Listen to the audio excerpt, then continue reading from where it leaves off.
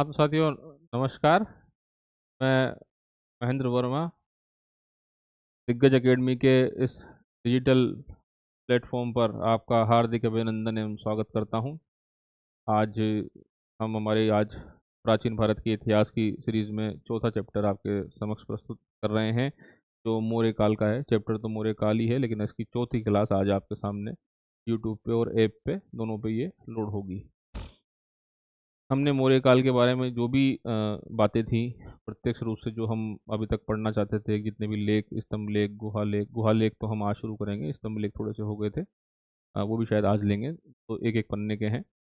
और जो मुख्य अभिलेख थे, वृहत स्तंभ अभिलेख, लघु स्तंभ लेख, उन्होंने पढ़ लिया था। अशोक की जो मुख्य बातें थी 14 प्रकार की, उसमें क्या क्या चीज़ें लिखी गई हैं वो भी हमने पढ़ लिया था। बातचीत के दौरान हमने कई चीज़ों की चर्चा पूर्व में ही कर ली है 3 कक्षाओं में, जिनके अंदर हमने अशोक के बारे में, बिंदुसार के बारे में और उनके जो चंद्रगुप्त मौर्य हैं उनकी कहानियाँ, चर्चाएं, बहुत सारी चीज़ें हम इन 3 कक्षाओं में कर चुके हैं। तो आज की कक्षाओं में उन चर्चाओं को दोहराव नहीं होगा। बस केवल जो फैक्ट्स हैं उनको देखा जाएगा, पढ़ा जाएगा और बोला जाएगा, और कुछ आवश्यक जो बातें हैं, जो ज़रूरी हैं, जो छूट गई हैं, उनको भी हम इसके अंदर समाहित कर लेंगे। और दूसरी चीज़, इतिहास को हमने पढ़ाने का तरीका काफ़ी अच्छे तरीके से इसके अंदर लिया है। फिर भी कुछ बातें अगर छूट जाती है तो हम इसमें परीक्षा दृष्टि के नाम से पीछे 1 या 2 पेज के अंदर बहुत सारे वन लाइनर फैक्ट या टू लाइनर फैक्ट या कुछ कंटेंट आपको देंगे। और जो भी चैप्टर आपको करवाया जाएगा वो 3 से 4 पेज के अंदर शॉर्ट नोट भी आपको उपलब्ध कराने के साथ साथ ही उनको अच्छे से रिवाइज करना भी हम हमारी ऐप पे आपको बताएंगे।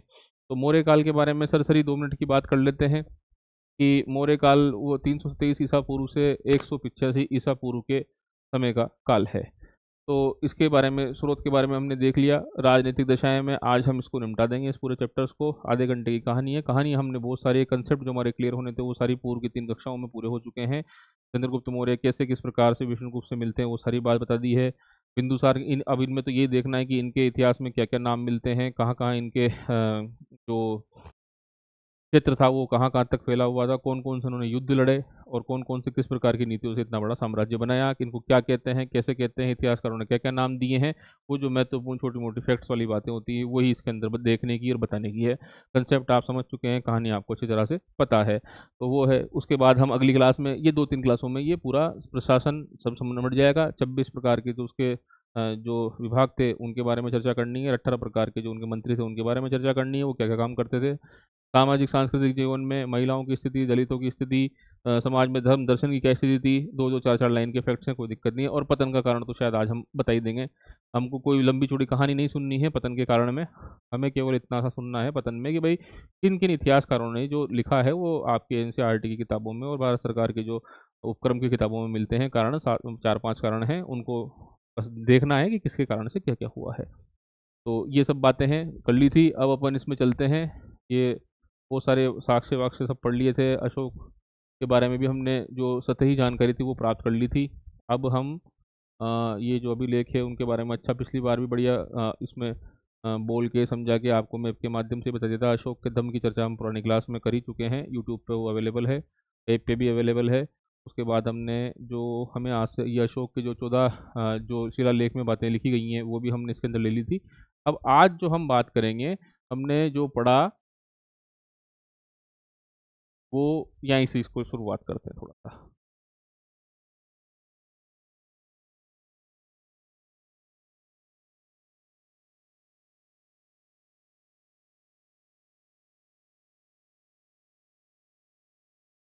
अब अशोक के अभिलेख के बारे में हमने शिलालेख के बारे में पढ़ लिया था। शिलालेख में हमने वृहत शिलालेख सारे पढ़ लिए जो 8वें स्थान पे है। हमने लघु शिलालेख भी सारे पढ़ लिए हैं, उनके स्थान भी जान लिए। वृहत शिलालेख में जो 14 बातें लिखी हुई थी उनको डिटेल में पिछली क्लास में आपको बता दिया गया है। लघु शिलालेख में जो बातें लिखी हुई हैं वो आपके और हमारे सिलेबस के काम की नहीं है, अभी तक कहीं से सवाल पूछा नहीं गया है, और परीक्षाओं में जो पुस्तकें चलती हैं उनमें भी वो दी हुई नहीं है। इसलिए हमने केवल इनका नाम, राज्य, स्थान और लिपि, इसके बारे में चर्चा करी है।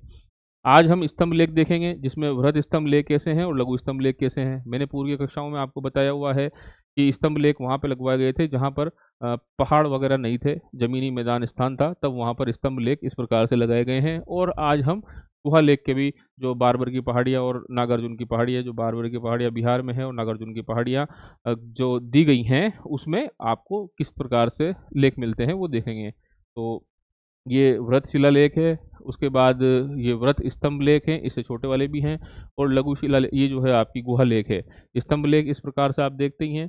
हम देखेंगे आज की क्लास में, गुहा लेक भी आज की क्लास में देखेंगे, और थोड़ा बहुत देखेंगे कि आज हम दो शासक को निपटा सकें, जिसके अंदर हम चंद्रगुप्त मौर्य और बिंदुसार के बारे में चर्चा करेंगे। अशोक को हम थोड़ा सा कल डिटेल में लेंगे।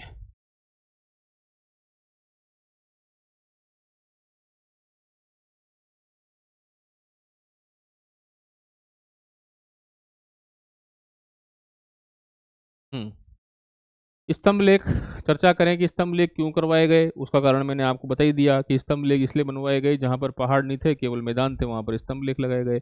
ये भी दो प्रकार के हैं, एक बड़े स्तंभ लेख जिनकी हाइट बहुत ऊपर तक है और चौड़ाई भी है, छोटे स्तंभ लेख जिनकी हाइट कम है और थोड़े से पतले भी हैं, मतलब इनका जो डायमीटर है वो थोड़ा सा छोटा है।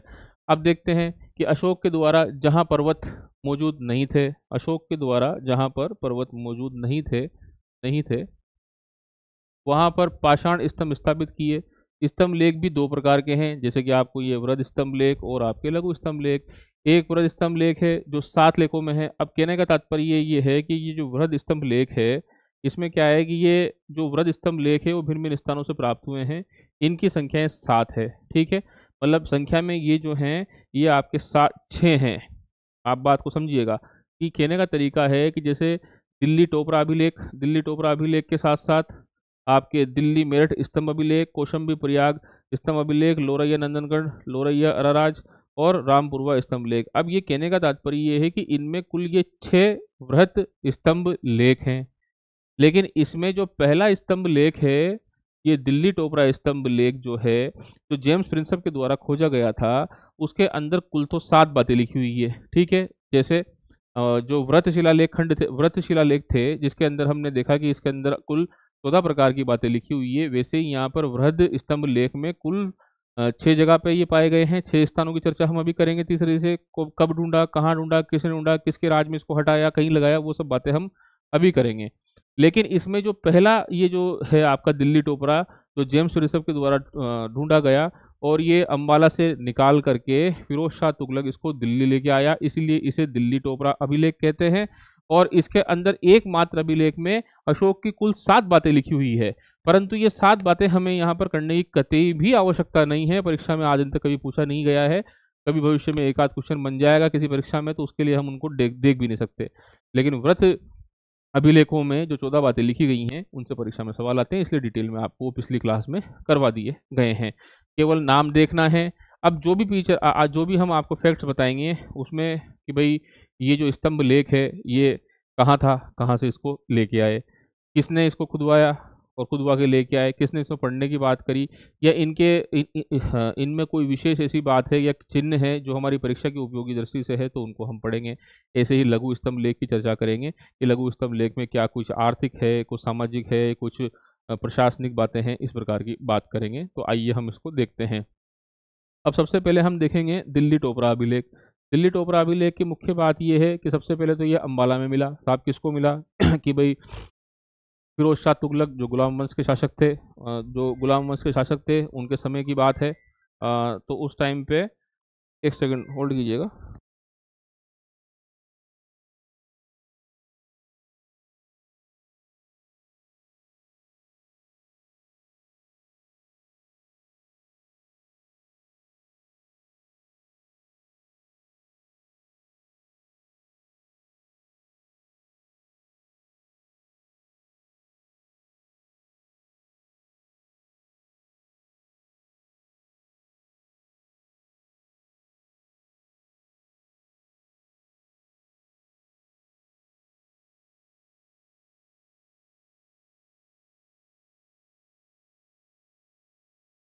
हम्म तो हम चर्चा कर रहे थे दिल्ली टोपरा अभिलेख की, और दिल्ली टोपरा अभिलेख जो है जेम्स प्रिंसप के द्वारा पढ़ा गया, और हरियाणा के अम्बाला में ये स्थित था। और दिल्ली में इसको लाने का श्रेय जो है आपके फिरोज शाह तुगलक जो गुलाम वंश के शासक थे, उनके द्वारा इसका श्रेय जाता है, यही बात है। और दूसरा जो है वो दिल्ली मेरठ स्तंभ अभिलेख, दिल्ली और मेरठ स्तंभ लेख, ये पहले दिल्ली टोपरा पढ़ लेते हैं कि दिल्ली टोपरा में क्या है कि दिल्ली टोपरा अभिलेख यानी कि वृहत स्तंभ लेख दिल्ली टोपरा वृहत स्तंभ लेख ये पूर्व में हरियाणा में स्थित था, हरियाणा के अंबाला में स्थित था, जिसे फिरोज शाह तुगलक के द्वारा दिल्ली मंगवाकर स्थापित किया गया। एकमात्र इसी स्तंभ लेख पर एकमात्र दिल्ली टोपरा स्तंभ लेख पर सातों लेख, जैसे मैंने बताया कि इसके अंदर कुल 7 लेखों का समूह है, केवल इसी में 7 बातें मिलती है, बाकी जो दूसरे 5 हैं उसके अंदर केवल 6 ही बातें मिलती है। वो बातें अपनी परीक्षा उपयोगी दृष्टि की बिल्कुल भी नहीं है, इसलिए हमें पढ़ना भी नहीं है। जबकि अन्य वृहद स्तंभ लेखों में केवल 6 लेख ही उत्कीर्ण किए गए हैं, तो वो हमें जानने की आवश्यकता नहीं है। सर्वप्रथम जेम्स प्रिंसप ने इसे पढ़ा। इंपॉर्टेंट बात, जेम्स प्रिंसप महोदय हैं और इन्होंने इन्हें पढ़ा। ये ब्रिटिश जो एम्पायर था उसके अंदर एक पदाधिकारी के पद पर काम करते थे, इतिहास में रुचि रखते थे, इतिहास में अपना काम इनका लिटरेचर जेम्स प्रिंसप का बहुत माना हुआ है। कई जगह प्राचीन भारत के इतिहास में इनको पढ़ने को देखने को मिलेगा। पढ़ा और अंग्रेजी में भी इसका अनुवाद किया। कोई पूछे कि दिल्ली टोपरा वृहद स्तंभ लेख का अंग्रेजी में किसने अनुवाद किया, तो इसने किया। भाषा सिंपल सी बात है, भाषा लिपि प्राकृत और ब्राह्मी थी, ये हमें कहने की जरूरत ही नहीं है, क्योंकि जो क्षेत्र है वो दिल्ली टोपरा वाला क्षेत्र है, तो प्राकृत और ब्राह्मी लिपि और भाषा प्राकृत इसके अंदर मौजूद थी। अंग्रेजी में इसका अनुवाद किया। इसमें एक इंपॉर्टेंट बात है कि बिसल देव चौहान का वर्णन मिलता है। यहीं तक परीक्षा उपयोगी बात है। क्या कहा, क्यों कहा, कैसे कहा, पॉजिटिव कहा, नेगेटिव कहा, इसके बारे में आप चर्चा नहीं करें, ज़्यादा ठीक है। केवल बिसल देव चौहान जो हमारे राजस्थान सिंह हैं, अजमेर के शासक थे, बिसल देव चौहान के भी वर्णन इसी अभिलेख में मिलता है। तो मुख्य बात दिल्ली टोपरा में हरियाणा के अंबाला में स्थित था। फिरोज शाह तुगलक के द्वारा इसे यहाँ से हटवा कर दिल्ली लाया गया, स्थानांतरण किया गया। जेम्स प्रिंसप के द्वारा इसे पढ़ा गया और इसमें 6 लेख समूह, मतलब सॉरी 7 लेखों का समूह एकमात्र है, इसी में मिलता है, और बाकी शेष जो है उसमें 6 लेखों का समूह मिलता है। अब आगे देखते हैं, ऐसे ही है दिल्ली मेरठ स्तंभ लेख, दिल्ली मेरठ स्तंभ लेख। पूर्व में ये मेरठ में स्थित था, ठीक है, और ये भी कब की बात है, ये फिरोज शाह तुगलक की बात है। फिरोज शाह तुगलक के द्वारा ही इसे वहाँ से निकाल के दिल्ली लाया गया और दिल्ली लाके स्थापित किया। लेकिन अब सर्वप्रथम इसको पढ़ने का काम या इसको खोजने का काम किसने किया था, तो इसे जब खोजा गया मेरठ से तो दिल्ली फिरोज शाह तुगलक ले गया, लेकिन जब इसको खोजा गया दिल्ली में कि भाई ये वाकई में मौर्य वंश की जानकारी देता है, तो इसके बारे में बात की थी टी फेथलर महोदय के द्वारा 1750 में। टी फेथलर महोदय के द्वारा इसकी चर्चा की गई, खोजा गया 1750 के अंदर। ये सब बातें फैक्ट्स वाली हैं, आज कोई कहानी सुनाने का इसके अंदर वो नहीं है। जब थोड़ा राजा वाजा पढ़ेंगे चंद्रगुप्त, जब थोड़ी सी कहानी सुनाएंगे। अब तीसरी बात करते हैं हम यहाँ पर कि कौशंबी या प्रयाग स्तंभ लेख, कौशंबी या प्रयाग स्तंभ लेख जिसे हम रानी का अभिलेख भी कहा करते हैं, जो अशोक की जो रानी थी कौरवकी, अशोक की कुल 5 पत्नियां थी, उसमें से एक पत्नी कौरवकी भी थी, तो कौरवकी के बारे में जानकारी देता है। अब इसमें कहानी क्या है कि ये शासनकाल जो है वो अकबर के समय का है। जब कौशंबी या प्रयाग लेख के बारे में बात करते हैं, तो ये अकबर के समय में जहांगीर द्वारा इसे इलाहाबाद में स्थापित किया गया। ये उस टाइम प्रयागराज में था, सॉरी कौशंबी में था, लेकिन उस समय पे इलाहाबाद में इसको अकबर के समय पर जहांगीर के द्वारा स्थापित किया गया। ये रानी का अभिलेख, कोई भी सीधा पूछ लेगा कि रानी के अभिलेख कौन सा है, तो कौशंबी या प्रयाग स्तंभ अभिलेख जो है उसे हम रानी का अभिलेख भी कहते हैं। कौशंबी या प्रयाग स्तंभ अभिलेख रानी का अभिलेख कहलाता है, यानी कि इसमें अशोक की जो पत्नी कारुवकी थी उसके बारे में चर्चा मिलती है। फिल्म भी बनी थी शाहरुख खान की, आपको याद है अशोका, उसके अंदर कारुवकी की भी चर्चा हुई है, तो वो ये कारुवकी ये वही है कौशंबी या प्रयाग स्तंभ अभिलेख। यही थोड़ा क्लियर कर दूं कि इधर हम जब वृहत स्तंभ अभिलेखों को पढ़ रहे हैं, जो वृहत स्तंभ अभिलेख के साथ साथ ही एक छोटा अभिलेख भी और पाया गया है, लघु स्तंभ अभिलेख भी मिलता है, कौशंबी लघु स्तंभ अभिलेख भी मिलता है। सेम इसकी चर्चा सेम वो की वही है, एक बड़ा पत्थर पे लिखी हुई बात है और साथ के साथ ही एक छोटे पत्थर पे लिखी हुई बात है, दोनों को कंटेंट सेम है, सेम जगह से इनको अकबर के जो पुत्र हैं जहांगीर के द्वारा उठवा के इसको आपके इलाहाबाद में स्थापित करवाया गया। तो ये कौशंबी प्रयाग जो स्तंभ लेख है, ये व्रत बड़े शिला उसके ऊपर भी पिलर के ऊपर भी है और छोटे पिलर में भी ये चीज़ लिखी हुई है, यहीं क्लियर कर लें। लोरैया नंदनगढ़, लोरैया अरराज और रामपुरवा स्तंभ लेख ये तीनों बिहार में है। लोरैया नंदनगढ़ बिहार में है। अब इम्पोर्टेंट बात ये है कि जो मौर्य वंश का जो राज्य का प्रतीक चिन्ह है वो स्पष्ट करता है कि ये मोर हुआ करता था।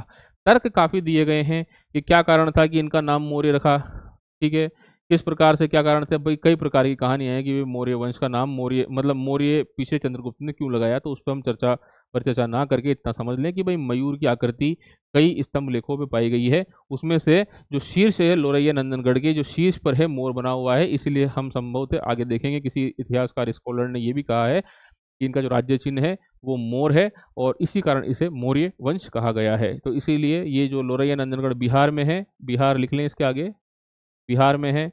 और लोरैया अर्राज जो है ये भी बिहार में है, लोरैया अर्राज भी बिहार में है। और रामपुरवा स्तंभ लेख भी आपके बिहार में ही है। अब रामपुरवा स्तंभ लेख में दो स्तंभ हैं, दो स्तंभ लेख हैं, एक तो ये इस प्रकार का स्तंभ है और एक दूसरे इस प्रकार का स्तंभ है। एक एक के ऊपर है वृषभ, बेल और सांड। पूछ लेगा कि ये निम्न में से किसी की विशेषता है, तो वृषभ, बेल और सांड जो है वो रामपुरवा स्तंभ लेख में एक स्तंभ लेख जो है उसके अंदर तो है वृषभ, दूसरा है बेल और है सांड और बना हुआ है, जबकि दूसरे लेख के ऊपर सींग या शेर, यानी कि जो दूसरा लेख है उसके ऊपर सींग सिंह या शेर है, ये है। तो ये दोनों चीज़ें किसमें मिलती हैं, रामपुरवा स्तंभ लेख में। तो ज़्यादा से ज़्यादा इसके अंदर परीक्षा में सवाल यही बन सकता है आपको, दिल्ली मेरठ और ये दिल्ली टोपरा कहाँ से निकला, किसने निकाला, कब निकाला, किसने लिया, किसने पढ़ा, कहाँ पे वर्तमान परिस्थिति में लगा हुआ है। या फिर पूछ लेगा लोरैया नंदनगढ़, लोरैया अर्राज कहाँ पर है या किसके शीर्ष पर मोर बना हुआ है, तो लोरैया नंदनगढ़ के ऊपर मोर है। और वृषभ बेल और सांड जो है वो आपके रामपुरवा में एक स्तंभ लेख में है और दूसरे के अंदर सिंह और शेर जो है आपके यहाँ पर है। अब इतनी सारी बातें हमने इसके अंदर देख ली है, इन तथ्यों में से केवल यही तथ्य हैं जो यूपीएससी तक भी यही चीज़ें काम आती है साथियों। अब थर्ड ग्रेड का एग्जाम हो, सेकंड ग्रेड का एग्जाम हो, या आपके आरएस प्री का एग्जाम हो या थानेदार प्री का एग्जाम हो, इन सब चीज़ों में से ही केवल थोड़ा सा घुमा फिरा के सवाल बना सकते हैं, इसीलिए ये सीमित है, इसी पे आप थोड़ा सा रिलाई अपॉन करें। ठीक है, अब हम थोड़ा सा देखेंगे कि ये हमने सारी बात देख ली है कि वृहद स्तंभ लेखों की बात देख ली है और अब हम लघु स्तंभ लेखों की बात देखेंगे। तो लघु स्तंभ लेख अशोक की राजकीय घोषणाएं हैं। ठीक है, छोटे छोटे हैं, कई भी लग सकते हैं, कई मिले तो हमें यही है, हो सकता है अशोक ने इससे ज़्यादा भी लिखे हों। ठीक है, तो जो लघु स्तंभ लेख हैं वो अशोक की राजकीय घोषणा है, यानी कि ऑफिशियल लेटर्स हैं। जैसे राज्यपाल महोदय अभी गजट निकालते हैं, वैसे अशोक उस टाइम पे जो निकालता था वो आपके लघु स्तंभ लेख में निकालता था, इसके लिए इसको राजकीय घोषणाएं कहते हैं या राज की आज्ञाएं या राजाज्ञाएं कहते हैं। कोई भी पूछ ले राजाज्ञाओं का मतलब क्या है, तो वो लघु स्तंभ लेख है। या फिर इन्हें हम देसी भाषा में रॉयल स्टोन लेटर भी कहते हैं। रॉयल स्टोन लेटर के नाम से किसे कहेंगे कि रॉयल स्टोन लेटर जो है वो लघु स्तंभ लेख है। ये काफ़ी मात्रा में हो सकते हैं, लेकिन खोज में या फिर आकार या प्रकार में छोटा होने की वजह से ये कहीं गुम भी हुए, कालांतर बहुत साल हो चुके हैं, तो ये हो सकता है इधर उधर हो गए हों। लेकिन हमें जो प्राप्त हुए हैं इतिहास में पढ़ने के लिए वो केवल हमारे सामने ये चार ही हैं। तो पहला है रुम्मनदेई लघु स्तंभ लेख। रुम्मनदेई लघु स्तंभ लेख कहाँ पर मिलता है, कि साफ तराई के मैदानों में मिलता है। कहाँ, कि नेपाल की तराई के मैदानों में मिलता है, यानी कि ये देख सकते हैं कि अशोक का राज्य नेपाल तक फैला हुआ था। बात देखिए, उसके बाद में रुम्मनदेई लघु स्तंभ लेख, दूसरी बात इसमें यह है कि ये आर्थिक चीज़ों के ऊपर बल देता है। मतलब यहीं पे मैं एक बात क्लियर कर दूं कि अशोक का एकमात्र अभिलेख है, सारे अभिलेख जो हैं उनमें से ये एकमात्र ऐसा लेख है जो आर्थिक चीज़ों के ऊपर प्रकाश डालता है। बाकी सभी का विषय जो है वो प्रशासनिक है। इसी मात्र रुम्मनदेई स्तंभ लेख का जो विषय है वो आपका आर्थिक है, क्योंकि इसके अंदर जो है करों की संरचना के बारे में बताया गया है कि कर किस प्रकार से लगाए जाएंगे और जनता के प्रति कर की क्या, राज्य के प्रति क्या जिम्मेदारी होती है और राज्य के जो नागरिक होते हैं उनकी क्या जिम्मेदारी होती है, इसके अंदर ये चीज़ें बताई गई हैं। तो रुम्मनदेई लघु स्तंभ लेख नेपाल की तराई क्षेत्र में मिलता है। इसकी खोज फ्यूरर महोदय के द्वारा की गई थी। यही प्रश्न बनते हैं कि रुम्मनदेई लघु स्तंभ लेख की खोज फ्यूरर महोदय के द्वारा की गई थी। फ्यूरर महोदय के द्वारा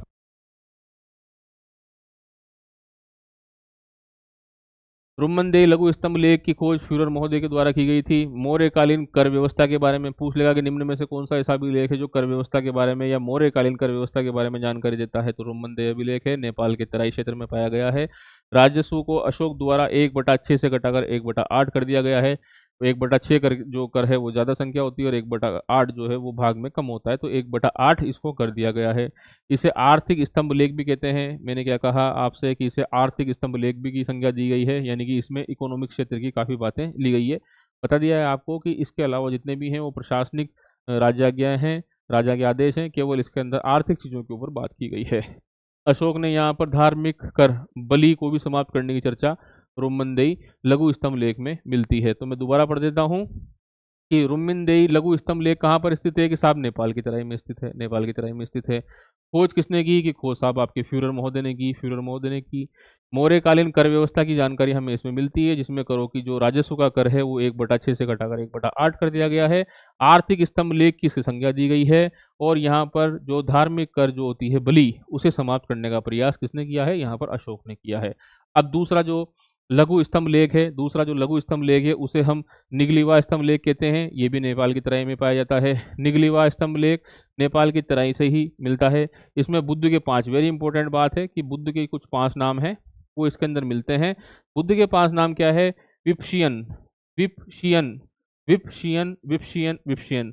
इसका मतलब कि उसके बाद विश्वभू, विश्वभू, विश्वभू, क्रकचंद, क्रकचंद, क्रकचंद, क्रकचंद, कनक मुनि, कनक मुनि, कनक मुनि, शाक्य मुनि। तो साधारण सी बात है कि कौन सा अभिलेख जो है वो अशोक का ऐसा लघु स्तंभ अभिलेख कौन सा है जिसके अंदर बुद्ध के 5 नाम मिलते हैं। एक तो है शाक्य मुनि, और उसके बाद है कनक मुनि, दूसरा है क्रकचंद, विश्वभू और विपशियन, विपशियन, विपशियन। तो विपशियन, विश्वभू, क्रकचंद, क्रकचंद, कनक मुनि, कनक मुनि, शाक्य मुनि आदि जो है वो पाली साहित्य में उल्लिखित है, और ये निगलीवा स्तंभ लेख में नेपाल की तराई में मिलती है। हम देखेंगे कि अशोक किस प्रकार से किस क्रम में जाता है, किस किस जगह जाता है, वो भी हमने ले लिया है। आराम से देखेंगे कि कब कब ये कहाँ कौन सी जगहों पर अशोक जो है बौद्ध की जगहों पर गया। लेकिन जो निगलीवा स्तंभ लेख है उसके अंदर बुद्ध के 5 नाम पाए जाते हैं, जिसमें शाक्य मुनि, कनक मुनि, क्रकचंद, विश्वभू और विपशियन, विपशियन आदि नाम जो है वो इसके अंदर हमें देखने को मिलते हैं। रुम्मनदेई भी नेपाल में है, निगलीवा स्तंभ लेख भी आपके नेपाल में है। उसके बाद हमने जो बात करनी थी वो बात हमने कौशाम्बी लघु स्तंभ लेख की हमने पूर्व में करी रखी है। अब हम सारनाथ लघु स्तंभ लेख की बात करते हैं। सारनाथ लघु स्तंभ लेख क्या है, यूपी के वाराणसी जिले से प्राप्त हुआ है अशोक द्वारा संघ भेद को रोकने की। इंपॉर्टेंट बात है, जगह के बारे में ध्यान रखेंगे। दो ही केच है कि सारनाथ लघु स्तंभ लेख और सांची लघु स्तंभ लेख। ये सांची लघु स्तंभ आपको पता है एमपी के रायसेन जिले में है। एमपी के रायसेन जिले में आपके सांची स्तंभ लेख जो है वो एमपी के रायसेन जिले में है। इसमें क्या है, अशोक ने यहाँ पर केवल और केवल जो संघ के अंदर जो फूट पड़ती है, ठीक है, संघ में फूट थी, कुछ इस मत को मान रहे थे, कुछ उस मत को मान रहे थे, कुछ अशोक के जो मूल बातें थी उनको मानने के तैयार थे, कुछ अशोक की शिक्षा दीक्षाओं के अनुयायी दूसरे बने थे उनके मानने को तैयार थे, या कई प्रकार की जो फूट होती है उसमें अशोक द्वारा सबसे पहले उस संघ भेद को रोकने का जो चर्चा की गई है वो आपकी चर्चा वो सारनाथ लघु स्तंभ लेख में है, जो यूपी के वाराणसी में है। सारनाथ लघु स्तंभ लेख है जो यूपी के वाराणसी में है, और इसके रोकने की चर्चा यहाँ पर की गई है। लेकिन ये रुका नहीं, नहीं रुका तो सांची लघु स्तंभ लेख में अशोक कहता है कि आदेश देता है यहाँ पर कि संघ भेद बिल्कुल समाप्त होना चाहिए। तो यहाँ आदेश है, सांची लघु स्तंभ लेख में आदेश है, और सारनाथ लघु स्तंभ में इसकी चर्चा है। तो सारनाथ लघु स्तंभ लेख कहाँ पर मौजूद है, वाराणसी में है, और सांची लघु स्तंभ लेख जो है वो आपके रायसेन जिले के अंदर, एमपी में रायसेन जिले में पाता है। क्वेश्चन सिर्फ इतना सा बनना है, ये कहाँ का है, किस डिस्ट्रिक्ट में पाया जाता है, और कुछ एक आध छोटी मोटी बात की भाई इसके बारे में आर्थिक है, प्रशासनिक है, या कौन सा रानी का अभिलेख है, या किस प्रकार की बात है, ये सब जो बातें हैं इसके अंदर हमने पूरी कर ली है। जब आप थोड़ा सा इसको रिपीट या देखेंगे या 1.5 गुना की स्पीड में देखेंगे तो आपको अच्छे से ये समझ में आ जाएगा। अब बात करेंगे साहब गुहा लेख की, कि भाई गुहा लेख क्या है। ये गुहा लेख भाई अशोक के द्वारा कुछ गुफाएं भी बनवाई गई, जैसे हम नागार्जुन की गुफा की बात करेंगे, और आपके बराबर की पहाड़ियों पे जो गुफा मिलती है उसके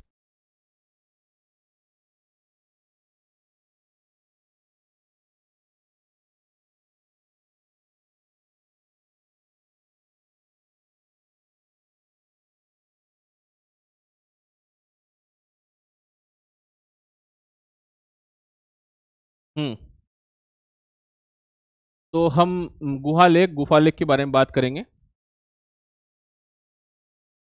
अब इसमें 2 राजाओं का नाम आता है, एक तो अशोक का नाम आता है और एक दशरथ का नाम आता है।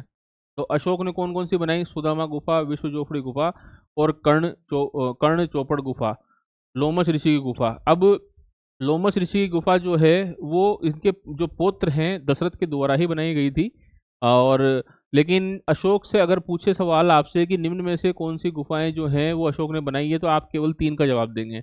पहली कौन सी है कि सुदामा की गुफा, दूसरी कौन सी है कि विश्व झोपड़ी की गुफा, और तीसरी है कर्ण चौपड़ गुफा। सिंपल सा है कि ये कौन अभिषेक के कौन से वर्ष बनाई गई, और नागार्जुन में है, ये बिहार के उसमें आपके सॉरी बराबर की पहाड़ियों पर है, बराबर की पहाड़ियों पर है। ये जो है बराबर की पहाड़ियों पर 4 और नागार्जुन पर 3 जुड़वा पहाड़ियों पर ये स्थित है। तो 3 तो ये वाली हैं जो नागार्जुन की पहाड़ी पर है, कौन सी, गोपिका गुफा, वदीथिका गुफा और बहियक गुफा। ये बहियक गुफा ये लोमश ऋषि की है, ये इधर भी आएगी, अभी देखते हैं। तो सबसे पहले गुफाओं के मामले में हम जो देखने का प्रयास करेंगे वो है कि इनकी सिंपल सी बात 4 बार बता दिया आपको कि भाषा कौन सी है कि साफ प्राकृत है, कि लिपि कौन सी है कि साफ ब्रह्मी है, भाषा कौन सी है कि साफ प्राकृत है क्योंकि भारतवर्ष में पाई जाती है, तो क्योंकि अरेमेक और खरोष्ठी की तो उत्तर पश्चिम वाले क्षेत्र में मिलती है, अफगानिस्तान वाले क्षेत्र में। तो यहाँ पर इनकी भाषाएं कौन सी थी कि साफ प्राकृत थी, और लिपि कौन सी है आपकी ब्राह्मी है। अब बिहार के गया जिले में, अब ये जो हैं 4 प्रकार की जो आप देखेंगे आगे कि बिहार के गया जिले में बराबर की पहाड़ियाँ जिसे हम खिलवित पर्वत भी कहते हैं, खिलवित पर्वत, तो बराबर की जो पहाड़ियाँ हैं उसे हम खिलवित पर्वत भी कहते हैं, उन पर अशोक के द्वारा गुफा बनवाई गई। कौन कौन सी गुफा बनवाई अशोक ने? अशोक ने जो गुफा बनवाई वो सुदामा की गुफा, सुदामा की गुफा, उसके बाद विश्व झोपड़ी गुफा और कर्ण चौपड़ गुफा। ठीक है, तो अशोक के द्वारा बराबर की पहाड़ियों में जो गुफा बनवाई उसका नाम था सुदामा की गुफा, विश्व झोपड़ी की गुफा और कर्ण चौपड़ की गुफा। तो अशोक ने राज्याभिषेक के 12वें वर्ष में सुदामा गुफा बनवाई थी। अशोक ने राज्याभिषेक के 12वें वर्ष से अशोक के जो काम किए गए हैं उसकी जो तुलना है वो अशोक के जो राज्याभिषेक से इतने वर्ष वो वहाँ गया, इतने वर्ष उसने ये युद्ध लड़ा, इतने वर्ष ये काम किया, तो ये चीज़ इसके अंदर लिखी है कि सुदामा की गुफा अशोक के राज्याभिषेक के 12वें वर्ष निर्मित की। मैंने बता दिया बिहार के बराबर की पहाड़ियों में वहाँ पर ये निर्मित की गई है। विश्व झोपड़ी गुफा अशोक के 12वें वर्ष ही इसमें दोनों ही विश्व झोपड़ी गुफा भी है वो अशोक के राज्याभिषेक के 12वें वर्ष में है। ये दो आजीवक संप्रदाय के जो संत होते हैं, आजीवक संप्रदाय के संत होते हैं, उनको उनके लिए पर यहाँ पर ये गुफाएं दी गई हैं रहने के लिए, अपना काम करने के लिए, अपने अध्यात्म को बढ़ाने के लिए। कर्ण चौपड़ गुफा अशोक के 19वें वर्ष में निर्मित कराई गई। कर्ण चौपड़ गुफा जो है अशोक के 19वें वर्ष में, कोई इतना विशेष नहीं है। और लोमश ऋषि की जो गुफा है, ये लोमश ऋषि की जो गुफा है ये भी आपके बराबर की पहाड़ियों में या खिलवित पर्वत में ही, बिहार में ही है। लेकिन अशोक ने यहाँ पर 3 बनवाई। अशोक के जो पौत्र हुए दशरथ, उनके द्वारा लोमश ऋषि की गुफा, लोमश ऋषि की गुफा भी जो है वो आपकी बराबर की पहाड़ियों पर खिलवित पर्वत पर है। तो बराबर की पहाड़ियों पर बिहार में खिलवित पर्वत पर 4 गुफाएं हैं। 4 गुफाओं में सबका नाम क्या है? सुदामा, विश्व झोपड़ी, कर्ण चौपड़, विश्व झोपड़ी, कर्ण चौपड़ और लोमश ऋषि की गुफा। केवल लोमश ऋषि की जो गुफा है वो जो अशोक के जो पौत्र हैं यानी पोते हैं दशरथ, उनके द्वारा बनाई गई थी। अब ठीक है, दशरथ भी इसमें इंटरेस्टेड था कि भाई जो है हम गुफा बनाएंगे, तो दशरथ ने भी गुफाएं नागार्जुन की पहाड़ी पे बनाई। अब नागार्जुन की पहाड़ी पर जो गुफा बनाई उनका नाम था गोपिका गुहा। गोपिका गुहा इसे 232 ईसा पूर्व में निर्मित करवाया गया। सिंपल सी बात है, गोपिका गुफा का निर्माण दशरथ के द्वारा करवाया गया। वदीथिका गुफा का निर्माण भी दशरथ के द्वारा कराया गया, और ये जो है वही याग गुफा का निर्माण भी लोमश ऋषि गुफा बराबर की पहाड़ियों पर दशरथ के द्वारा निर्मित है। तो कहने का मतलब ये है कि इसने 2 गुफाओं का निर्माण कराया, अशोक ने 3 गुफाओं का निर्माण जो है वो दशरथ ने करवाया है, और 3 गुफाओं का निर्माण जो है वो आपके अशोक ने करवाया है। 3 कौन सी थी मैंने आपको बता दी, और 3 गोपिका वदीथिका जो कहाँ पर है? नागार्जुन की पहाड़ियों में है। वही यख गुफा जो है वो आपकी बराबर की पहाड़ियों में है। केवल ये पूछ सकता है यहाँ पर कि किसका निर्माण किसके द्वारा करवाया गया है, इसके अलावा तो कोई सवाल बनता नहीं है कि ये सब प्रचार प्रसार के उनके माध्यम थे। और ये संपूर्ण जो गुफाएं हैं ये आजीवक संप्रदाय जो होते हैं, जैसे जैन थे, जैसे बौद्ध थे, वैसे ही आजीवक संप्रदाय के संतों के लिए दी गई थी। अब ये सब बातें यहाँ पर हो गई है, और अब हम आ जाते हैं, हमारा ज़्यादातर जो शिक्षक हैं वो राजनीतिक घटनाक्रम से ही चीज़ों को शुरू करते हैं, लेकिन हमने थोड़ा सा लीक से हटकर चीज़ों को देखने का, समझने का प्रयास किया है कि सबसे पहले सांस्कृतिक और कला संबंधी चीज़ों को लिया जाए और उन्हीं के हेर फेर में राजनीतिक घटनाक्रम को समझाया जाए। तब तक जो एक विद्यार्थी है वो भी इन राजाओं के नाम, घटनाओं, परिघटनाओं, इनकी नीतियों से हो जाए। अब इसमें कुछ विशेष बचा है नहीं, हम आपको इतना सा बताएंगे जो आपको किताबों में मिलता है।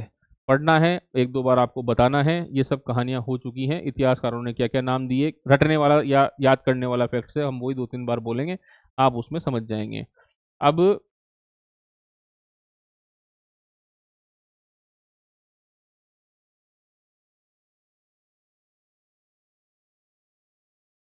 हम्म,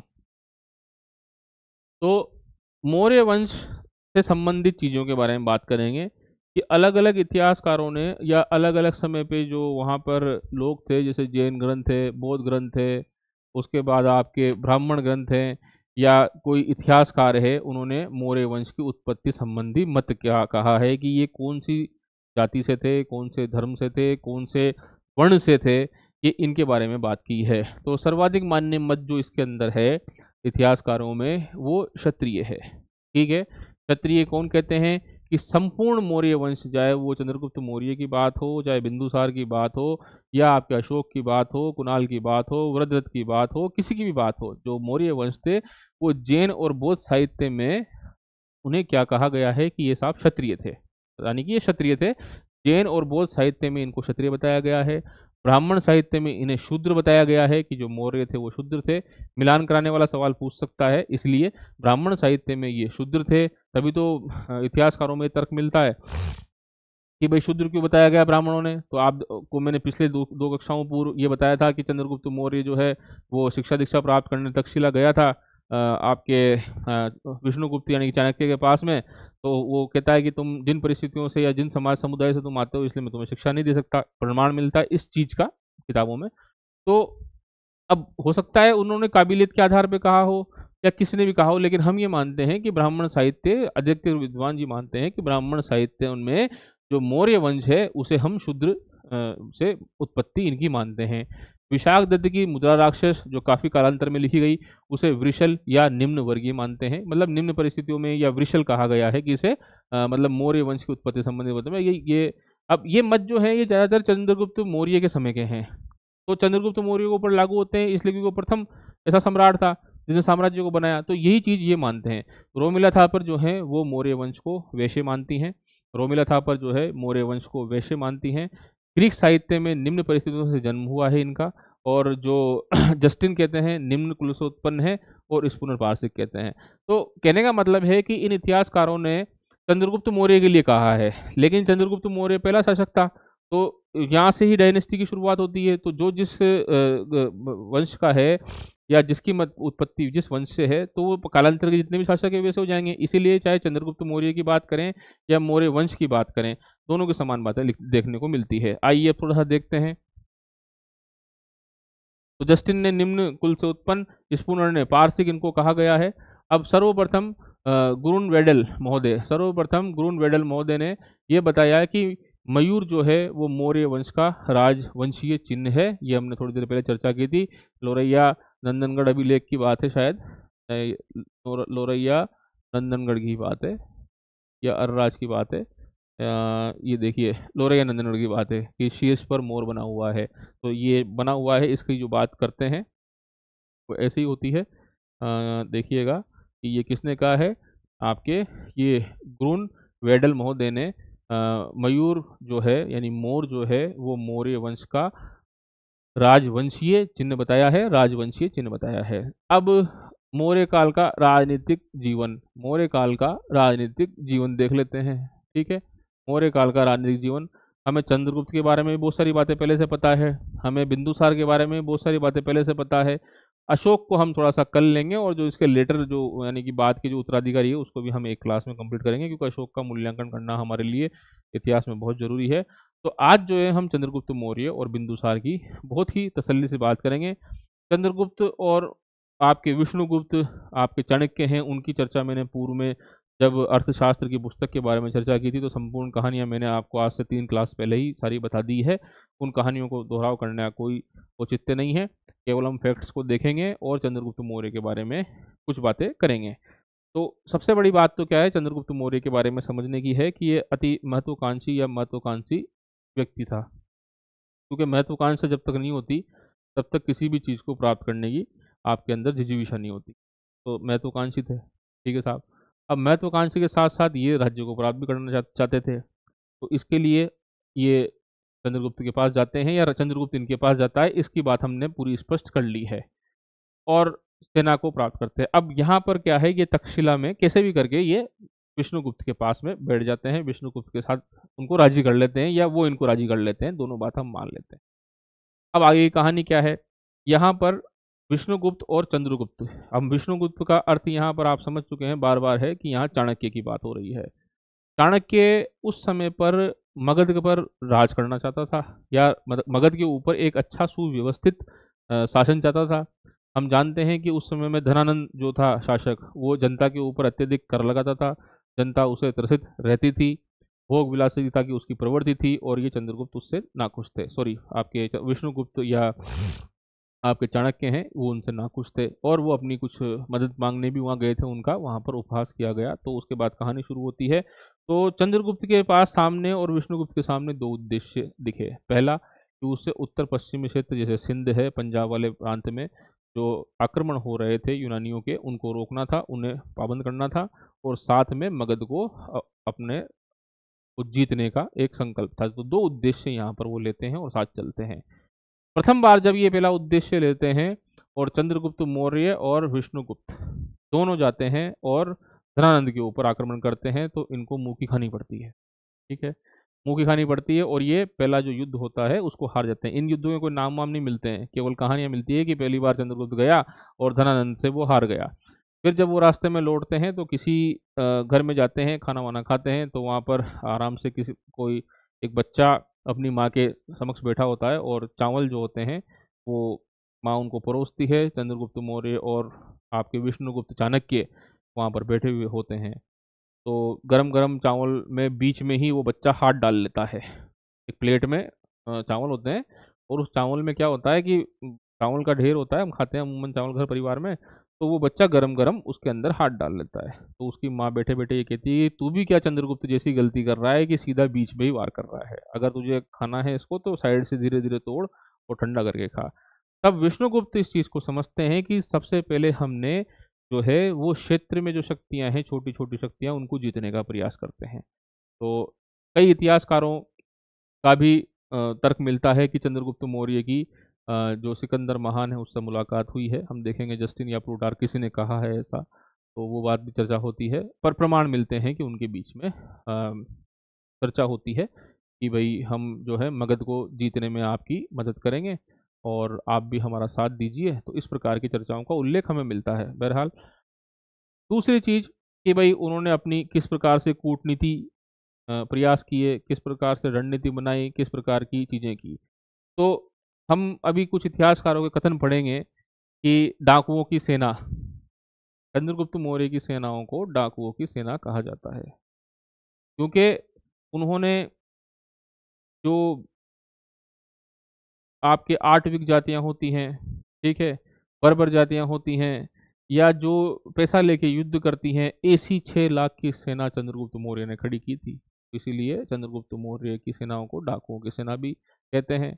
या 6 लाख की सेनाओं को लेके पूरे भारतवर्ष पे रोंद डाला, ये भी कहते हैं। बहुत सारे तर्क अभी सामने आएंगे, वो देखेंगे। तो चंद्रगुप्त मौर्य इस प्रकार से शासक बनता है, उनके साथ जो है वो विष्णुगुप्त अर्थात चाणक्य देते हैं। तो अब बहुत सारी बातें हैं इतिहास में करने लायक, लेकिन क्योंकि समय कम होता है इतिहास में, तो हम देखते हैं कि चंद्रगुप्त मौर्य। अब बातें वही है कि इनको अलग अलग विद्वानों ने अलग अलग जो हैं जो राजदूत थे उनके द्वारा अलग अलग नामों से इनको पुकारा है। उनके नाम परीक्षाओं में आते हैं। इनको भारत का जो मुक्तिदाता भी कहा जाता है, प्रथम स्वतंत्रता संग्राम के जो विजित व्यक्ति हैं उनको भी ये कहा जाता है। तो चंद्रगुप्त मौर्य जो हैं उनको देखते हैं। तो चंद्रगुप्त मौर्य के मौर्य साम्राज्य का संस्थापक कहते हैं, नो डाउट सबको पता है। मेगास्थनीज, स्ट्रेबो, जस्टिन तथा एरियन ने मेगास्थनीज मेगास्थनीज स्ट्रेबो, जस्टिन और एरियन ने इन्हें सेंड्रोकोटस के नाम से देखा। सेंड्रोकोटस के नाम से देखा। तो मेगास्थनीज, स्ट्रेबो, जस्टिन और एरियन ने इसको सेंड्रोकोटस के नाम से, अभी हम देखेंगे तसल्ली से, सेंड्रोकोटस के नाम से देखा। यानी कि सेंड्रोकोटस ही जो है वो आपका चंद्रगुप्त है। प्लूटार्क ने इसे एंड्रोकोटस के नाम से देखा, तो ये पूछेंगे कि भाई प्लूटार्क ने चंद्रगुप्त मौर्य को क्या कहा, तो प्लूटार्क ने इसको एंड्रोकोटस कहा, एंड्रोकोटस कहा, एंड्रोकोटस कहा। मेगास्थनीज, स्ट्रेबो, जस्टिन और Arrian, Megasthenes, Strabo, Justin, Arrian, Megasthenes, Strabo, Justin, Arrian ने इसे सेंड्रोकोटस सेंड्रोकोटस कहा, और एपियानस और प्लूटार्क ने इनको एंड्रोकोटस कहा, एंड्रोकोटस कहा, एंड्रोकोटस कहा। तो एपियानस और प्लूटार्क ने इसको एंड्रोकोटस कहा है, किसको, चंद्रगुप्त मौर्य को। नाम है साहब, देखना पड़ेगा कि भाई यूनानी लेखकों ने इनको ये नाम दिए हैं, इन अलग अलग लेखक थे इन्होंने ये नाम दिए, या यहाँ पर जो यात्रा करने आए या राजदूत आए, तो मेगास्थनीज, स्ट्रेबो और जस्टिन ने और एरियन ने इन्हें सेंड्रोकोटस कहा है, सेंड्रोकोटस कहा है। और एपियानस और प्लूटार्क ने इनको एंड्रोकोटस कहा है। जबकि फिलार्कस महोदय ने यूनानी लेखक हैं, फिलार्कस ने उन्हें चंद्रगुप्त मौर्य को सेंड्रोकोप्टस कहा है, सेंट्रोकोप्टस कहा है, जो भी है। सेंड्रोकोट्स एंड्रोकोट्स के दो नाम मिलते हैं, ठीक है। अभी हम एक लिस्टिंग में देखेंगे किसका क्या नाम है, अंततः भी आपको समझ में जाएगा। ये किसने क्या कहा, पूछते हैं परीक्षाओं में, इसलिए पढ़ाना पड़ता है। चंद्रगुप्त 322 ईस्वी में नंदवंशी शासक धनानंद को पराजित करके मगध, हमने बात बता दी। 321 ईस्वी में उसका राज्याभिषेक हुआ, तिथियों को कोई नहीं रोता इतिहास में आजकल, ठीक है। तो 321 ईस्वी में राज्य अभिषेक की तिथि मिलती है। चंद्रगुप्त मौर्य ने भारत को विदेशी दासता से मुक्त कराया, ये भी बात मैंने बता दी आपको कि चंद्रगुप्त मौर्य ने भारत को विदेशी दासता से मुक्त कराया, युद्ध लड़े, पंजाब वाले क्षेत्र को भी जीता, सिंध वाले क्षेत्र को भी जीता। जब अपने क्षेत्र को जीता उसके बाद में फिर ये मगध में वापस लौटे। चंद्रगुप्त मौर्य ने भारत को विदेशी दासता से मुक्त करवाया, राजनीतिक एकता का सूत्र में बांधा। देखिए यहाँ पर राजनीतिक एकता के सूत्र में बांधने का काम किया, एक विस्तृत साम्राज्य स्थापित किया, बहुत केंद्रीकृत साम्राज्य स्थापित किया, जिसका आसूचना तंत्र, गुप्तचर व्यवस्थाएं बहुत मजबूत हुआ करती थी। कई प्रकार के जो गण थे, जो हम 16 जो जनपद पढ़ते हैं, ये गण राज्य पढ़ते हैं, उनको संधियों के माध्यम से, शादियों के माध्यम से उनको एक करने का प्रयास किया। तो विस्तृत साम्राज्य स्थापित किया, राजनीतिक एकता के सूत्र में बांधा, ऐसी शासकीय प्रणाली की आधारशिला रखी जो आज भी अनुकरणीय है। हम देखते हैं कि चंद्रगुप्त मौर्य के पास वो क्षेत्र था जो आपके इतिहास में ना तो मुगलों के पास मिलता है और ना ही अंग्रेजों के पास मिलता है, और मैं तो ये कहूँगा वर्तमान सरकार के पास भी वो मिलता नहीं है। तो ये इतना बड़ा राजा था उस टाइम का। इसलिए उत्तर पश्चिम में कहाँ तक फैला हुआ था चंद्रगुप्त का साम्राज्य, कि उत्तर पश्चिम में ईरान तक फैला हुआ था। पूर्व के अंदर कहाँ तक था, कि साहब बंगाल तक फैला हुआ था। उत्तर में कहाँ तक था, कि साहब कश्मीर तक फैला हुआ था। कि साहब दक्षिण में कहाँ तक था, तो उत्तरी कर्नाटक क्षेत्र में फैला हुआ है। दक्षिण तक मौर्य वंश को फैलाने का एकमात्र श्रेय जो है वो चंद्रगुप्त मौर्य को ही जाता है साथियों। अशोक को भी नहीं है, बिंदुसार को भी नहीं है, क्योंकि दक्षिण तक अपनी पहुंच रखते थे। इसलिए उत्तर में ईरान, उत्तर पश्चिम में ईरान तक, पूर्व में बंगाल तक, ठेठ उत्तर में जो है वो कश्मीर तक, और ठेठ दक्षिण में जो है उत्तरी कर्नाटक में मिलता है। काफ़ी सारी उपाधियां हैं इनकी, उन उपाधियों पे सवाल आते हैं। तो भारतीय स्वतंत्रता संग्राम का प्रथम नायक, क्यों, क्योंकि दासता से मुक्त कराया था यूनानियों से, तो इसीलिए भारतीय स्वतंत्रता संग्राम का प्रथम नायक चंद्रगुप्त मौर्य को कहा जाता है। भारतीय स्वतंत्रता संग्राम का प्रथम नायक, चंद्रगुप्त मौर्य को कहा जाता है। ये बात याद रखने की है। भारत का मुक्तिदाता कौन था, चंद्रगुप्त मौर्य था। पंजाब वाले क्षेत्र को, सिंध वाले क्षेत्र को इसने पाबंद किया कि दोबारा यहाँ पर यूनानियों का आक्रमण ना हो। तो भारतीय स्वतंत्रता संग्राम का प्रथम नायक था, भारत का मुक्तिदाता था, जैसी उपाधियों से विभूषित किया गया है या बताया गया है। स्ट्रोब के अनुसार चंद्रगुप्त मौर्य ने पाली ब्रोथम या पाटलिपुत्रक की उपाधि ली थी। किसने कहा है कि भाई पाली ब्रोथम या पाटलिपुत्रक कौन है, पाटलिपुत्र का कौन है, मतलब पाटली का पुत्र कौन है, या पोलीब्रोथम, जिसे बताया था आपने मेगास्थनीज के इंडिका में पढ़ा था कि पोलीब्रोथम नाम से हम पाटलिपुत्र को जानते हैं। तो स्ट्रोबो के अनुसार चंद्रगुप्त मौर्य ने पालीब्रोथम अर्थात पाटलिपुत्र की उपाधि धारण की थी। चंद्रगुप्त मौर्य ने भारत की वैज्ञानिक सीमा का निर्धारण किया साहब, ये इंपॉर्टेंट बात है कि वैज्ञानिक सीमा जो है, जो हम आज देख रहे हैं, थोड़ी बहुत घटती बढ़ती रही है, लेकिन फिर भी वैज्ञानिक सीमा का निर्धारण जो है चंद्रगुप्त मौर्य ने किया। और प्रथम जो है भारतीय स्वतंत्रता संग्राम का प्रथम नायक या भारत का मुक्तिदाता किसे कहा गया है, चंद्रगुप्त मौर्य को कहा गया है। अब कुछ अन्य तथ्य पढ़ देते हैं। जस्टिन ने कहा डाकुओं की सेना, अब डाकू थे, आठविक जातियां थी, बर्बर जातियां थी, इसके साथ में पैसा दे के लड़ने वाली जातियां होती वो भी इनके साथ में थी। तो बहुत बड़ी सेना बनाई। तो प्लूटार्क ने तो कहा कि चंद्रगुप्त ने 6 लाख सेना लेकर संपूर्ण भारत को रोन डाला, उस पर अपना अधिकार किया। कितनी बड़ी सेना रही होगी, 6 लाख की सेना किसे कहते हैं? अगर ये देखा जाए कि अगर इसका 100% कर दिया जाए, जैसे 60 लाख व्यक्ति अगर उस टाइम रहते होंगे तो 10% माने कि 6 लाख आदमी थे, तो 10% सेना तो उसके पास थी। यानी कि उस टाइम अगर 60 लाख की जनसंख्या, या 6 लाख को 10 गुना करें कि भाई इतनी बड़ी जनसंख्या तो रही होगी, 10% जो लोग थे वो इसके यहाँ पर इतिहासकार कहते हैं कि जो 6 लाख की सेना जो है वो थी। देखिए, सेना थी इसीलिए जीत पाया। इतने बड़े जो राज्य है या जम्मू द्वीप है या भारतवर्ष है उसके ऊपर ये राज कर पाया। ठीक है। आप जैसे जैसे देखेंगे कालांतर में, तो कई इतिहासकार विद्वान ये कहते हैं कि इनकी सेना के प्रशिक्षण कमजोर हो गए, इन्होंने धार्मिक दर्शन के ऊपर बातें करना शुरू कर दिया, और अशोक के बाद तो शायद कोई भी ऐसा शासक रहा नहीं जिसने सेना पर अच्छे से ध्यान नहीं दिया। और अंत में जब हम देखेंगे कि पुष्यमित्र शुंग वो भी एक ब्राह्मण सेनापति है और ब्राह्मण था, उसने एक वंश को ही समाप्त कर दिया। तो सेना पर ध्यान नहीं दिया। तो कहावत है ना कि युद्ध शांति का हथियार है, वो यही है कि युद्ध जब तक लड़े नहीं जाएंगे तब तक साम्राज्य बचेगा नहीं। और यही मौर्य वंश के साथ हुआ कि इन्होंने अपने सैनिक प्रशिक्षण को कम किया। देखिए, 6 लाख की सेना जिसके पास हो, उसके कुछ ही वर्षों में उसका ये नाश हो जाए, 50-60 वर्ष बाद। तो डाकुओं की सेना जो है, उसका सरदार जो है वो आपका,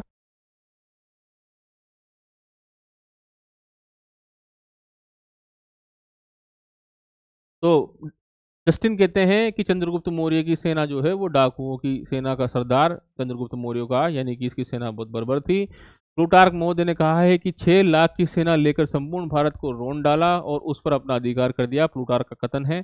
उसके बाद महावंश में चंद्रगुप्त मौर्य को सकल जम्बूद्वीप, यानी कि सकल जम्बूद्वीप यानी भारतवर्ष, सकल जम्बूद्वीप और मुद्रा राक्षस में चतु समुद्र पर्यंत, चतु समुद्र पर्यंत। तो देखिए, यहाँ पर नाम पूछेगा कि सकल जम्बूद्वीप का राजा मौर्य महावंश के द्वारा बौद्ध साहित्य है, महावंश ने चंद्रगुप्त मौर्य को सकल जम्मू द्वीप का राजा और मुद्रा राक्षस में चतु समुद्र पर्यंतक या चतु समुद्र पर्यंत कहा, मतलब चारों समुद्रों को लेने वाला कहा, और वाक्य में दिखता भी है। चंद्रगुप्त मौर्य सम्राट था जिसने दक्षिण भारत पर विजय की, यही है। इसके अलावा ना तो बिंदुसार वहां पहुंचा और ना अशोक ठेठ वहां पहुंचा।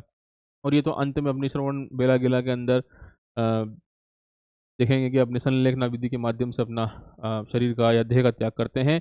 सिकंदर के मरने के बाद चंद्रगुप्त ने पराधीनता का जुआ, यानी कि ऊपर जो बैल होते हैं उसके ऊपर जुआ लगाते हैं ना अपन, जो लगाते हैं जब वो बैलगाड़ी में चलता है, तो सिकंदर के मरने के उपरांत चंद्रगुप्त मौर्य ने उसकी दासता को छोड़ दिया या पराधीनता को स्वीकार नहीं किया। 317 बीसी में, यानी कि ईसा के जन्म से पूर्व, पंजाब में यूनानी सेनापति यूथिडेमस, पंजाब में कौन सा सेनापति था? 317 ईस्वी में पंजाब में यूथिडेमस था, यूनानी सेनापति था। उत्तर पश्चिम क्षेत्र में था, उस क्षेत्र को इससे जीता। यूनानी सेनापति यूथिडेमस से युद्ध हुआ। यूथिडेमस के पास पंजाब प्रांत था, पंजाब प्रांत से इनको जीता। तो मैंने बताया आपको पहले वो कहानी चावल वाली की, क्षेत्रों को जीता जाए तो ये नीति अपनाई। उसी नीति के तहत यूथिडेमस यूनानी सेनापति था, उससे पंजाब को किसने जीता? आपके चंद्रगुप्त मौर्य ने जीता। उसके बाद 305 ईस्वी में सेल्यूकस निकेटर वो चंद्रगुप्त के बीच में सिंधु नदी के तट पर एक युद्ध होता है जिसमें चंद्रगुप्त की विजय होती है। हमने आपको बताया ही कि इसी में 500 हाथी दिए जाते हैं चंद्रगुप्त मौर्य के द्वारा, और यहाँ पर 4 स्थान उसके द्वारा दिए जाते हैं आपके सेल्यूकस निकेटर के द्वारा। मेगास्थनीज जो आपके राज दरबार में रहता है, प्रथम राजदूत विश्व में, जो भारत के प्रथम राजदूत थे वो मेगास्थनीज थे। प्रथम अंतर्राष्ट्रीय विवाह हेलिना या करलेनिया से होता है, वो भी यहाँ पर ही होता है। इसकी जानकारी हमें एपियानस महोदय के द्वारा दी जाती है। तो ये इस प्रकार से क्षेत्रों को जीता गया। तो सेल्यूकस निकेटर ने 305 ईस्वी बीसी के समय में चंद्रगुप्त के बीच में सिंधु नदी के तट पर एक युद्ध हुआ जिसमें चंद्रगुप्त मौर्य विजय रहा।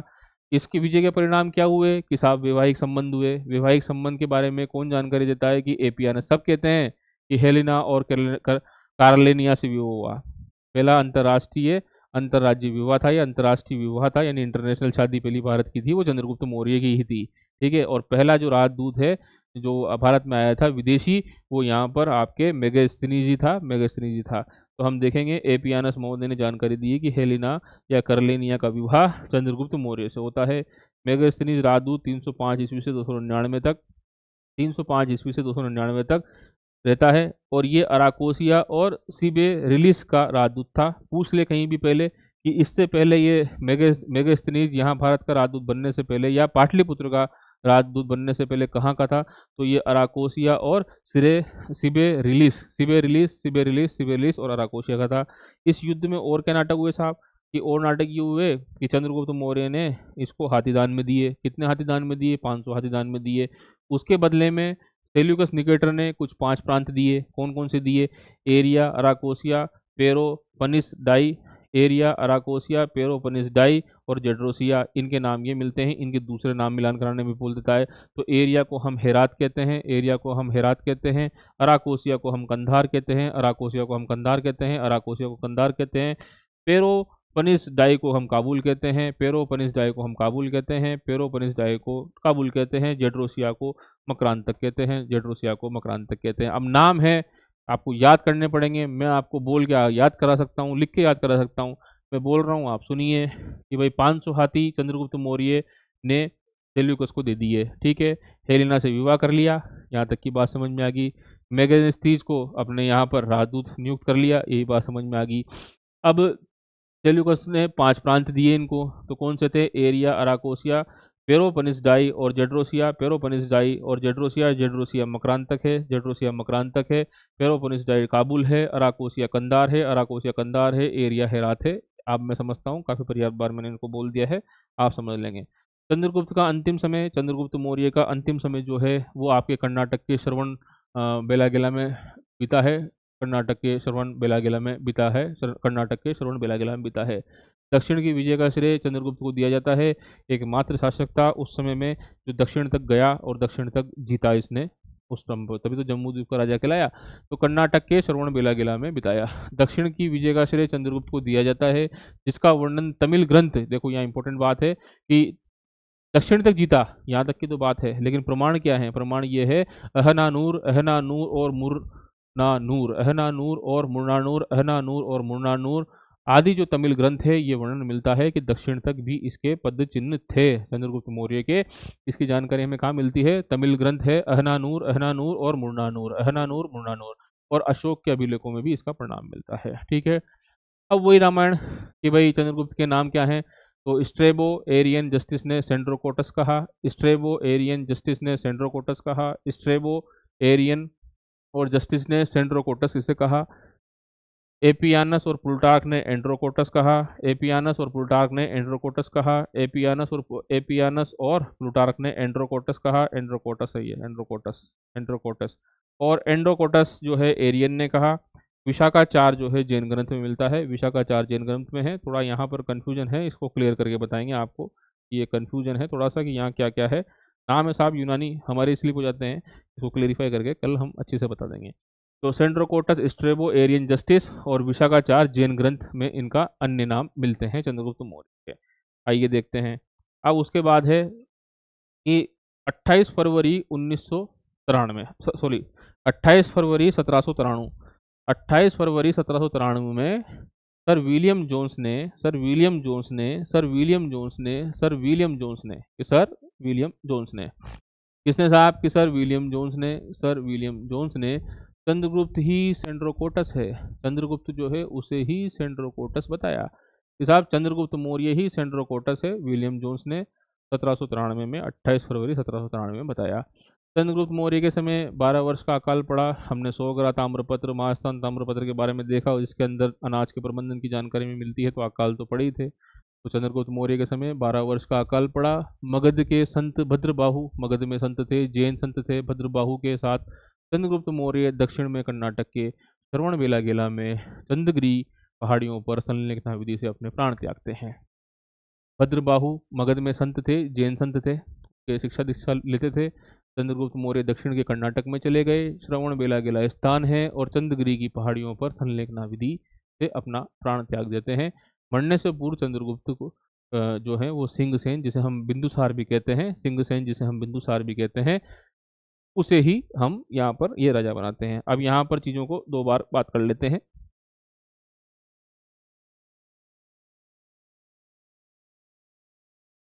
चंद्रगुप्त के बारे में जितनी भी जानकारी हो सकती थी कहानी और कथाओं के माध्यम से और फैक्ट्स के माध्यम से आपको संपूर्णता लेते हुए बता दिए। संपूर्ण तो कुछ है नहीं, इतिहास में तो बहुत बड़े बड़े हैं, लेकिन परीक्षा उपयोगी दृष्टि मैं समझता हूँ कि यूपीएससी तक के एग्जाम के लिए भी कारगर है, थर्ड ग्रेड टीचर के लिए, सेकंड ग्रेड सामाजिक के लिए, साथ ही ऐसे विषय जहाँ पर मौर्य वंश की जानकारी मिलती हो उसके लिए भी ये इम्पोर्टेंट है, आरएस के लिए भी इम्पोर्टेंट है, थानेदार का पेपर है, सब इंस्पेक्टर का उसके लिए भी इम्पोर्टेंट है। अब इसके बाद जो अगले शासक आएंगे उसको बारे में हम देखते हैं, वो हम आपको बिंदुसार, बिंदुसार के भी नाम महत्वपूर्ण हैं, ठीक है। तो बिंदुसार के नाम, अब इतने नाम अगर इसे दिए हैं तो आप ये मत सोचिए कि ये चंद्रगुप्त से कमजोर रहा होगा, क्योंकि जब इसके पतंजलि के द्वारा इसे अमित्रघात कहा जाता है, या यूनानी लेखक के द्वारा अमित्रोचेट्स कहा जाता है, या स्ट्रेबो के द्वारा अमित्रोकेट्स कहा जाता है, और जैन साहित्य में इसे सिंहसेन और मुद्रा वायु पुराण में इन्हें मद्रसार कहा जाता है, तो वाकई में प्रतापी और शासक तो रहा होगा। बहुत सारे चंद्रगुप्त के जो शासन को इसने संजो के रखा होगा, कम नहीं होने दिया होगा, काफ़ी युद्ध हुए होंगे तो भेजा होगा। अब इसी का लड़का होता है सुशीम सबसे बड़ा, और इसके कुल 8 रानियों से 101 पुत्रों की संख्या होती है। 101 पुत्र थे बिंदुसार के, प्रमाण है 8 रानियां या जो भी रानियां थी, इसके 101 पुत्र थे। 2 महान थे, सुशीम और आपका अशोक, और सुशीम सबसे बड़ा लड़का था और अशोक जो है वो भी इनका लड़का था, और इनके मध्य में युद्ध होते हैं। पिंगलवत्स जो हैं इनके राज्य दरबार में ऋषि मुनि होते हैं। पिंगलवत्स के द्वारा ही ये तय किया जाता है कि भाई कौन आगे राजा बनेगा। पिंगलवत्स जो है वो अशोक को राजा बनाना चाहते थे, और जो यहाँ पर जो खिल्लाटक जो हैं, हम 500 लोगों की एक मंत्री परिषद पढ़ेंगे, खिल्लाटक खल्लाटक, जो वो बताएगी कि भाई राजा कौन बनेगा। तो इस प्रकार के काफ़ी चीज़ों का वर्णन मिलता है। आइए पढ़ते हैं कि बिंदुसार को क्या कहा जाता है। पतंजलि में बिंदुसार को हम अमित्रघात के नाम से जानते हैं। पतंजलि मत के अनुसार बिंदुसार ही अमित्रघात है। पतंजलि मत के अनुसार बिंदुसार ही अमित्रघात की उपाधि लेता है। यूनानी लेखक इसे अमित्रोचेट्स कहते हैं। यूनानी लेखक इसे हम अमित्रोचेट्स कहते हैं। यूनानी लेखक अमित्रोचेट्स कहते हैं। स्ट्रेबो इसे अमित्रोकेट्स कहता है। अमित्रोकेट्स कहता है। स्ट्रेबो इसे अमित्रोकेट्स कहता है। स्ट्रेबो इसे अमित्रोकेट्स कहता है। वायु पुराण में बिंदुसार को मद्रसार कहा जाता है। वायु पुराण में बिंदुसार को मद्रसार कहा जाता है। वायु पुराण में बिंदुसार को मद्रसार कहा जाता है। वायु पुराण में बिंदुसार को मद्रसार कहा जाता है। स्ट्रेबो इसे अमित्रोकेट्स कहते हैं। अमित्रोकेट्स कहते हैं। स्ट्रेबो इसे अमित्रोकेट्स कहते हैं। स्ट्रेबो इसे अमित्रोकेट्स कहते हैं। जैन साहित्य में बिंदुसार को सिंहसेन कहा जाता है। जैन साहित्य में बिंदुसार को सिंहसेन कहा जाता है। जैन साहित्य में बिंदुसार को सिंहसेन कहा जाता है। यूनानी लेखक इसे अमित्रोचेट्स कहते हैं, यानी बिंदुसार को यूनानी लेखक जो है अमित्रोचेट्स कहते हैं, और पतंजलि इसे अमित्रघात कहता है, बिंदुसार को अमित्रघात कहता है। बिंदुसार आजीवक संप्रदाय का अनुयायी था। बिंदुसार आजीवक संप्रदाय का अनुयायी था। पिंगलवत्स आजीवक संप्रदाय के अनुयायी थे जो इन्हीं के दरबार में रहते हैं। और बिंदुसार की सभा में 500 सदस्यों वाली एक मंत्री परिषद थी, जिसका प्रधान जो है वो आपका ये खल्लाटक कहा जाता था। खल्लाटक, खल्लाटक कहा जाता था, ठीक है। तो अब क्या होता है, 101 भाई थे ये, बिंदुसार के 101 लड़के थे। सुशीम और इन दोनों के बीच में युद्ध होता है, और अंततोगत्वा देखिए जो पिंगलवत्स हैं वो भी ये चाहते थे कि अशोक बने, और ये जो खल्लाटक जितने भी जो 500 सदस्यों वाली मंत्री परिषद थी ये भी अशोक के पक्ष में होती है, और अंततोगत्वा जो सुशीम है उसका वो राज्य से हटा दिया जाता है। बिंदुसार के समय कुछ विद्रोह हुए, उन विद्रोह की जानकारी ले लेते हैं, क्योंकि परीक्षा में सवाल आता है कि जो बिंदुसार है, बिंदुसार के समय कुछ विद्रोह हुए, उनकी जानकारी हमें दिव्यावदान जो बौद्ध ग्रंथ है, दिव्यावदान जो बौद्ध ग्रंथ है उसमें मिलती है कि बिंदुसार के समय में कुछ विद्रोह हुए। एक विद्रोह हुआ आपके तक्षशिला में जो 2 बार विद्रोह हुआ, दोनों बार ही विद्रोह सुशीम के खिलाफ हुआ था, क्योंकि जो उज्जैन है उसका जो राजकुमार थे वो तो अशोक थे, और जो तक्षशिला में थे उसके सुशीम थे। तो तक्षशिला का विद्रोह हुआ, 2 बार हुआ, जिसमें दोनों बार में ये सुशीम वहाँ का जो राज्यपाल बनाया हुआ था, और उसके खिलाफ पहला विद्रोह अशोक के द्वारा दबाया, अशोक को अवंती से भेजा जाता है, उज्जैनी से भेजा जाता है। दूसरा विद्रोह जो है वो सुशीम के द्वारा दबाया गया। उज्जैन का विद्रोह अशोक के द्वारा दबाया गया। तो उज्जैन में ये राज करते हैं, उज्जैन में ये होते हैं वहाँ के राज्यपाल या क्षेत्रक। तो वहाँ से जाते हैं। तो पहला विद्रोह जो तक्षशिला में होता है बिंदुसार के समय, दोनों बार, पहली बार जब गया जाता है तो अशोक दबाता है, और दूसरी बार जब विद्रोह होता है तो सुशील दबाता है। उज्जैन का जो विद्रोह होता है उसे अशोक के द्वारा दबाया जाता है। पूछते हैं सवाल, इसलिए जानकारी दे देते हैं। अब बिंदुसार के समय में कहानी ये है कि जो बिंदुसार है उसके समय पर कुछ यूनानी या विदेशी राजा थे, उनके दरबार आए थे।